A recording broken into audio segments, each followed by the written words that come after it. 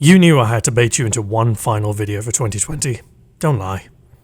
In the dying week of this wretched year, the conversation has shifted to talk around stasis and how it needs to be adjusted down, nerfed, or flat out disabled if you're someone who plays scrims.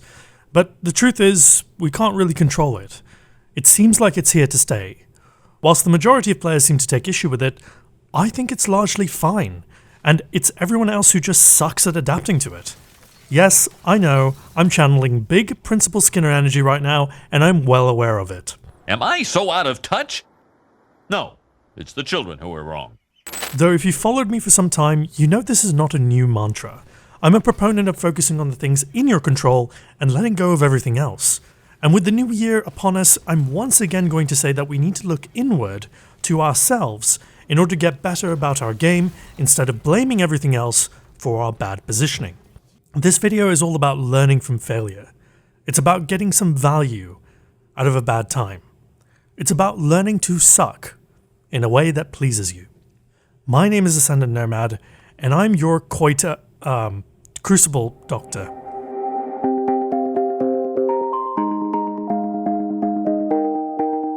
Some say that sucking better is to do with your technique.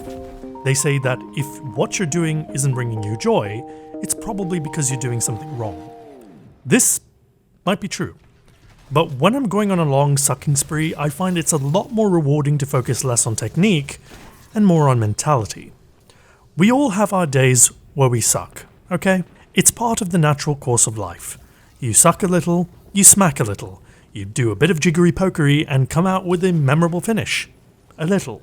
The point is, you can't expect to have a productive sucking experience when you're just focused on the tip. What's the tip? The tip is just the surface level. It's the superficial stuff that you're going to forget about when you're done. It's the guy who keeps killing you. It's the super that you're pretty sure didn't get good hit reg. It's the snipe from behind a wall. It's the things you can't control. That involves stasis and all of its forms. The tip is full of the stuff that bothers you and has the potential to tilt you. But no, we're learning to suck better, right? Focusing on the tip will get you riled up easily. It'll prematurely end a session, leaving you in a fit of disappointment. In order to get better, we need to move past the tip and start looking down at the wide shaft at behavioral patterns spread across multiple games and really owning in on what makes you tick as a Destiny 2 player. Which, by the way, is something we talk a lot about when we do our live gameplay reviews over at twitch.tv/Ascendant Nomad, where I stream every Wednesday at 1:30 PM Eastern and Sundays at 4:30 PM. The process of looking inwards isn't easy, but fear not. I'm going to give you a quick and easy list to take with you into your next Crucible session. Write these down on some post-its and stick them to your monitor, TV, controller, or your 2-liter bottle of soft drink. Because most of you are from America and I know how you do. Number 1. Let go of what you can't control. I've touched on this before in my How Not to Get Tilted video, and it essentially boils down to this. Make a list of everything that annoys you currently in Destiny. Separate this list into 2 columns. Things that you can directly influence and change, and the stuff that you can't. Usually the stuff that you can't is stuff way bigger than you, like netcode or being matched with bad teammates.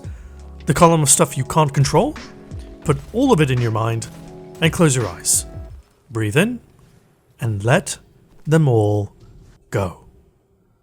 If you can't do anything about it, why let it tilt you? That's stupid. And you know it's stupid. Deep down, you know that crying over spilt milk is what a child does. Are you a child?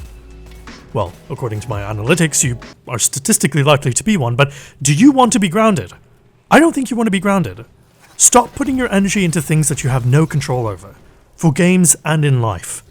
See how much calmer you'll be as a result. Do it, or I'll ground you. Number 2. Record your gameplay and find patterns to work on. This is something we've been doing extensively over on our Discord server for the past 2 years now, and also over on Twitch. Record your gameplay by looking up 1 or 100 existing YouTube tutorials on your platform of choice.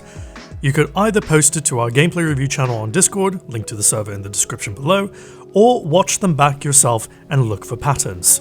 Usually the process of improvement involves looking at your mistakes and looking for patterns in those mistakes. An easy and effectual thing to focus on first is your deaths. Every time you die, focus on how you died. Were you out of cover? Did you miss your shots? Was it bad timing? Take a note every time you die of all the reasons that contributed to your death. After one game, look at what comes up the most between these deaths. Now you have a hypothesis. After 2, 3, or even 4 games, you'll have a more accurate picture of what's going wrong. After that, it's just a question of figuring out what you need to do better. I could go on about this, but it requires a whole video. Let me know in the comments below if you'd like a gameplay analysis how-to video. Number 3. Understand what annoys you and use it yourself. So about these things that annoy you. It could be stasis, it could be snipers, it could be shotgunners, it could be your local government's nonsensical COVID restrictions. The best way to handle it, I find, is to understand what's causing you the irritation in the first place. In the case of stasis specifically, I find that a lot of people whose playstyles revolve a lot around their gunplay are the ones most aggrieved by stasis. Their monopoly over aggressive movement has been broken not by gunplay, but abilities. Things that they never relied on in the movement matters of year 2 and 3. The annoyance comes from the fact that they have no immediate, instinctual, and effective response to a playstyle that rewards behavior that's foreign to them at a high level. As people continue to play Destiny, they will start to see that there's a huge skill ceiling waiting to be explored with stasis abilities and abilities in general. So instead of directing your energy into something you can't control or change, really, why not embrace it? Why not use the tools that are destroying you to do some destruction of your own? Seek to understand. Don't seek to salivate more over your already forensically abominable crime scene of a keyboard. By playing with the tools that beat you, you'll gain a more solid appreciation of how they actually work, and you'll have a better understanding of how to avoid being killed by it. Number 4. Abandon the idea of cheese. On a similar sort of note as the last one, it's really funny to me how many people in the general Twitch directory can be found on Trials Weekend visibly or audibly annoyed, saying something to the effect of, "I'm not using stasis, I'm better than that." This is scrub mentality. Scrub mentality, in a nutshell, is a mindset that shackles players from playing to their true potential by getting caught up in rules or boundaries that they've set for themselves that make absolutely no goddamn sense to anyone who's actually trying to play to win. You're not too proud to use stasis, you're just severely annoyed by it to the point of sabotaging your chances at winning in order to prove a point to yourself and your 3 viewers. Repeat after me. There is no such thing as cheese. Sure, there are easy options, there are low-skilled options, there's also the ego options, but in the Crucible, unless you're playing scrims with a rule set, everything is fair game. Everything is on the table for you and the other team. So stop putting these blockers on, because all it ends up doing is sabotaging your journey to becoming better. I'm not using Bastion, it's cheap. You know what's cheap? A Snickers bar at your local corner store. Go get one, because you're not you when you're molding. Number 5. Pick something that works for you and stick to it. I've had a few students during our Sunday school scrim sessions who've come in and selected a hand cannon and a shotgun for their preferred loadout. And they always said the same thing. Yeah, I'm not good with these weapons, I just wanted to use what the best use and get better at it. I don't fault this logic. It's a very valid strategy. The meta is the meta for a reason. But if you're missing the fundamentals of good gameplay, it really doesn't matter what you use. If you're not good with your weapons, or as I like to say, if you're fighting your weapons, without having solid positioning, movement, and game awareness, all the bad aspects of your game just get magnified. One student of mine did just this. She rocked up to scrims with a Thorn and a Felwinter's Lie, and she was noticeably lagging behind our team in terms of callouts, movement, positioning, and generally just getting shots in. I told her to go and use a loadout she's more comfortable with, which ended up being Cerberus and another shotgun. And you know what? She ended up doubling her damage output. In Destiny 2, the primary and special metas are actually very well tuned.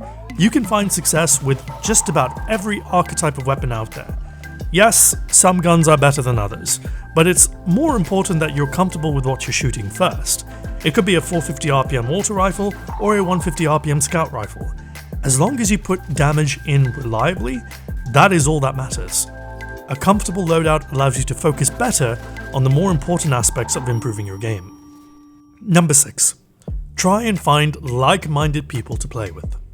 I intentionally saved the hardest for last because this is still something people have a problem with. And I don't know if it's the hysterical and hyperbolic media culture surrounding this game, the nature of the internet, or the competitive void left in the wake of trials being removed for so long, but it's very hard to find people to group up and play with that just want to play for the sake of getting better.